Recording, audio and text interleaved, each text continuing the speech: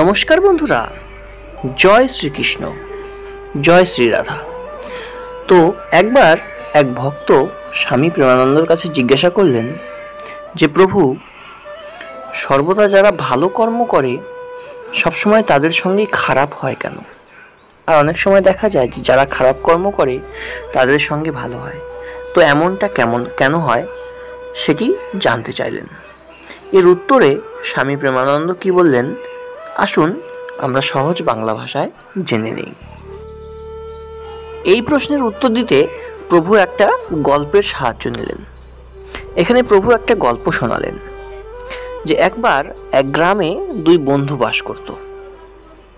তারা দুজনেই খুব ভালো বন্ধু ছিল, কিন্তু কিছু সময় পর একজন বন্ধু, যে কিনা ধর্মে কর্মে মন দেয়, সর্বদা নাম জপ করতে শুরু করে এবং সমস্ত ধর্মীয় আচরণ সে পালন করতে শুরু করে, কিন্তু তার পাশাপাশি অপর বন্ধু, সে কোনো সৎকর্মের সঙ্গে যুক্ত থাকে না, সে শুধু অসৎ কর্মের সঙ্গে যুক্ত থাকে। সে চুরি, ডাকাতি এই সমস্ত খারাপ অভ্যেসে জড়িয়ে পড়ে। এরপরে এভাবেই বেশ কিছুদিন কেটে যায়। বেশ কয়েক বছর পর দুই বন্ধু আবার একসঙ্গে দেখা করতে আসে। দেখা করতে আসার পথে দেখা যায় যে বন্ধু অসৎ কাজের সঙ্গে যুক্ত ছিল সে একটি পুঁটুলি কুড়িয়ে পায়, আর সেই পুঁটুলিটির মধ্যে ছিল অসংখ্য হীরা, মুক্ত এবং বেশ কিছু অর্থ। তো এবারে যথারীতি দুজনে এসে দেখা করে। দেখা করার পর যে অসৎ কর্ম করত সেই বন্ধু যে সৎকর্ম করত তাকে বলে যে, দেখো বন্ধু, তুমি সারা জীবন সৎকর্ম করে কি পেলে?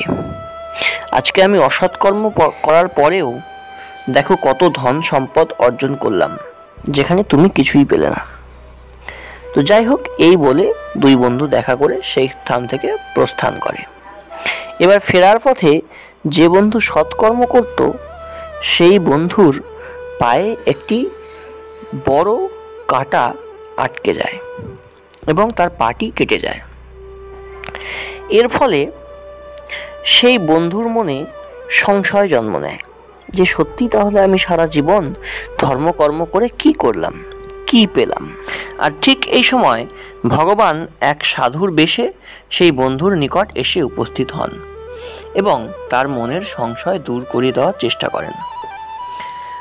সেই সাধু সেই বন্ধুকে বলে, তুমি এটা ভেবে কষ্ট পাচ্ছ যে সে অসৎকর্ম করার ফলেও ধন সম্পদ অর্জন করলো, আর তুমি সৎকর্ম করার ফলেও তুমি আজকে ব্যথা পেলে বা কষ্ট পেলে।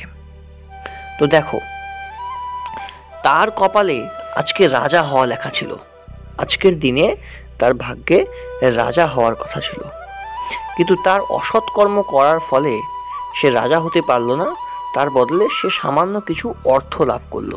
আর তোমার কপালে আজকে মৃত্যু লেখা ছিল, আর যেহেতু তুমি সৎকর্ম করেছো তাই আজ তোমার মৃত্যু না হয়ে তোমাকে সামান্য একটি কাঁটা বিঁধল।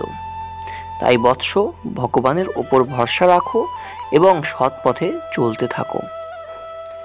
বন্ধুরা, এটি বলেছিলেন স্বামী প্রেমানন্দ তার ভক্তকে।